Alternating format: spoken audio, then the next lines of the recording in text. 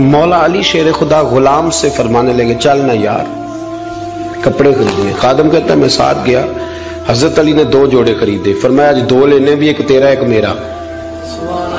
کہتے ایک خاصا مہنگا لیا, ایک ذرا سستا لیا. میں فوراً سمجھ گیا مہنگا آقا کا ہے اور سستا اسی طرح ہی ہوتا ہے نا. مہنگا جوڑا آقا کا ہے اور سستا غلام کا ہے. کہتے تھیلے میں کپڑے ڈالے, میں نے اٹھائے, میں غلام تھا. وہ چوک آ گیا جہاں سے مولا علی نے اپنے حجرہ نور میں جانا تھا اور میں نے اپنے گھر جانا تھا. فرماتے ہیں وہ جگہ آ گئی. شیر خدا رضی اللہ تعالیٰ عنہ فرمانے لگے کہ لیا پتر میرے والا جوڑا مجھے دے دے, لا وہ میرے کپڑے مجھے دے دے. تو کہتے ہیں وہ بڑی ڈیفینیٹ تھی بات تھی, میں نے اسی وقت نکالا مہنگا جوڑا, جناب علی کو تھمایا. تو حضرت علی فرمانے لگے یہ تو نہیں میرا. باتیں مزے کے لیے سنتے ہیں صرف, اگر ان کے سننے میں اتنا مزہ ہے تو اس پر عمل کرنے میں کتنا مزہ ہوگا, یہ بھی تو کبھی آپ محسوس کریں نا. حضرت مولا علی شیر خدا فرمانے لگے یہ نہیں میرا, میرا تو وہ دوسرا ہے. وہ کہتا میں نے ایک فلسفہ بیان کیا, ایک علت بیان کی, ایک لاجک میں نے بیان کی. میں نے کہا حضور آپ مہنگا پہنے چونکہ آپ آقا ہیں, اور میں سستا پہنوں گا کیونکہ میں. تو حضرت علی نے فوری طور پہ حکم نہیں لگایا کہ نہیں تو دوسرا مجھے دے. عالم تھے نا, تو اس نے علت بیان کی تو پہلے اس کا وہ سبب توڑا, پہلے اس کی اس بات کا جواب دیا. دلیل کا جواب دلیل سے دینا چاہیے نا. کئی دفعہ لوگ دلیل کا جواب گالی سے دینے لگتے ہیں, یہ طریقہ غلط ہے. حضرت علی سے اس نے کہا ایک علت بیان, ایک سبب بیان. کہنے لگا حضور آپ چونکہ آقا ہیں تو آپ جوڑا پہنے مہنگا, آپ کپڑے استعمال کریں مہنگے, میں چونکہ غلام ہوں تو میں استعمال کروں گا سستے. تو حضرت علی کہنے لگے تو یہ والا فلسفہ نہ بیان کر, تو میرے والا کر. میں تجھے بتاتا ہوں ایک سبب وہ والا لگا لے. یہاں وہ حکم لگا. اس نے کہا حضور وہ کون سا؟ فرمانے لگے تو سستا مجھے دے نا کیونکہ میں بوڑھا ہوں, اور تو مہنگا استعمال کرنا اس لیے کہ تو جوان ہے, اور جو جوان ہوتے ہیں وہ مہنگے کپڑے پہنتے ہیں. فرمایا یہ والا نقطہ یہاں لگا نا, یہ کلیہ یہاں استعمال کر. تو خادم کہتا ہے کہ حضرت علی نے مجھے شان بھی دے دی, اعزاز بھی دے دیا, اور مجھے بات بھی سمجھا دی.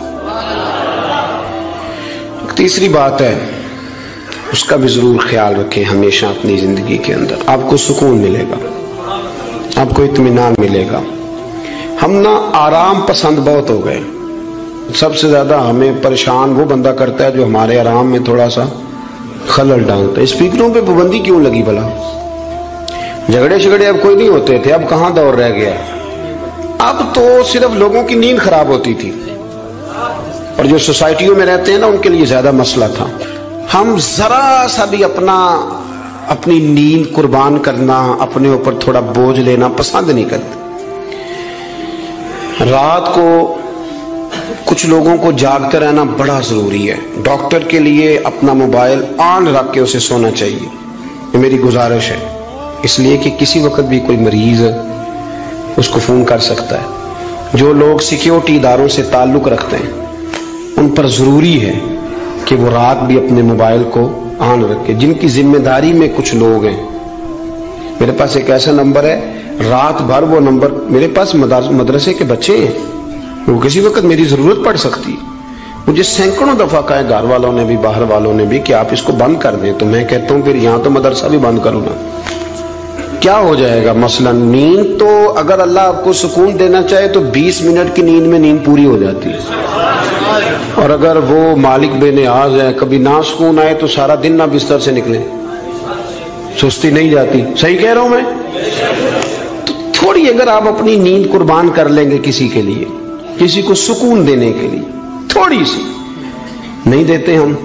ہمیں تو بس یہ ہے کہ میرے لیے سارے جاگیں گے, میں نہیں اٹھوں گا کسی کے لیے. ہر آدمی ہائی الرٹ کھڑا رہے, اس سے انسان بہت بڑا خود غرض ہو جاتا ہے, اور جب وہ کسی کو سکون نہیں دیتا تو پھر اسے نیند بھی نہیں آتی. اگر ہم تھوڑا اشار کریں. حضرت انس بن مالک رضی اللہ تعالیٰ عنہ فرماتے ہیں رات کا وقت تھا, مدینے کے کونے سے چیخنے چلانے کی آواز آنے لگی بڑی شدت کے ساتھ. قاضی ایاز رحمت اللہ علیہ نے بھی لکھا ہے اور بھی دیگر سیرت نگاروں نے نقل فرمایا ہے۔ تیز ایک کونے سے نا تیز آواز چیخنے کی آنے لگی۔ فرماتے ہیں سب لوگ جمع ہو گئے جن کے کانوں میں آواز گئی۔ ہم نے نیزے، تیر، تلواریں، ساری چیزیں جمع کرنی شروع کر دی کہ ادھر جاتے ہیں اور جا کے دیکھتے ہیں وہاں کیا ہے۔ کہتے ہیں ہم تیاری کر چکے جب، اور ہم نے منصوبہ بنا لیا، اور جب ہم نے رخ پھیرا نا ادھر جانے کے لیے تو اللہ کے نبی صلی اللہ علیہ وسلم وہاں سے واپس آ رہے تھے۔ اور کہتے ہیں حضرت ابو طلحہ انصاری رضی اللہ تعالیٰ عنہ کے گھوڑے پر آپ سوار تھے، اور گھوڑے کی پشت پر کوئی اور چیز نہیں تھی، یعنی کوئی کجاوا نہیں ڈالا، کوئی کپڑا نہیں ڈالا، ننگی پشت پر حضور سوار تھے، ہاتھ میں ایک نیزہ تھا، اور حضور اکیلے گئے، اکیلے واپس آئے اور آ کے فرمایا بھی سو جاؤ سو جاؤ، کوئی پریشانی کی بات نہیں، وہ جانور لڑ پڑے تھے میں دیکھ آیا ہوں، کچھ بھی نہیں ہے، سارے آرام سے سو جاؤ، کوئی ایسا مسئلہ نہیں۔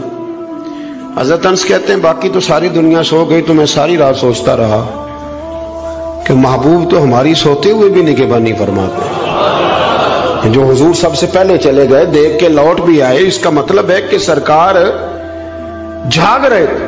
حضور نے ویسے بھی فرمایا ہے کہ میری آنکھیں بند ہوتی ہیں دل میرا بیدار ہی رہتا ہے۔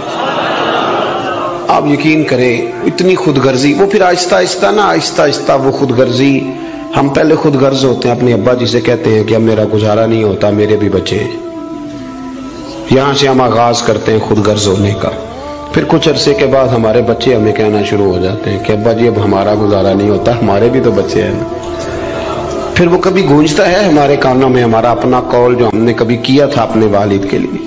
اپنی زندگی میں اگر آپ عاجزی لے آئیں، انکساری لے آئیں، حسد چھوڑ دیں، پیار لے آئیں، رشک لے آئیں، اپنی زندگی کے اندر تھوڑا سا کسی کے لیے احسار کرنا شروع کر دیں، قربانی دینا شروع کر دیں، تھوڑا سا اپنے اوپر ہلکا سا بوجھ ڈالیں، تو شاید وجود تھوڑی دیر کے لیے تھک جائے لیکن روح کو بڑی آسودگی حاصل ہوگی، دل آپ کا سکون میں آ جائے گا۔ آپ ایسے محسوس کریں گے کہ میں اصلاح پذیر ہو گیا ہوں، میرے باطن کے اندر جو میل کچیل تھے وہ چھٹنے لگے، وہ دھبے اب آہستہ آہستہ کر کے دور ہونے لگے۔ آپ کی اس محفل میں بھلا مہمان خصوصی کون ہے؟ یہ بزرگ مشائخ تو آئے ہیں ہماری سرپرستی کر رہے ہیں، لیکن اس محفل کا سب سے خاص بندہ وہ ہے جس نے محفل سے پہلے مسجد میں جھاڑو دیا، جس نے صفیں بچھائی، جس نے اشتہار لگایا، جس نے جذبہ کا اظہار کیا۔ اس بیچارے کی شاید فوٹو بھی نہ آئے، شاید بہت سارے لوگوں سے جانے بھی نہ، لیکن میں نہیں جانتا، حضرت نہیں جانتے، مفتی صاحب نہیں جانتے، پر جس رب رسول کے لیے کیا وہ تو جانتے ہیں نا۔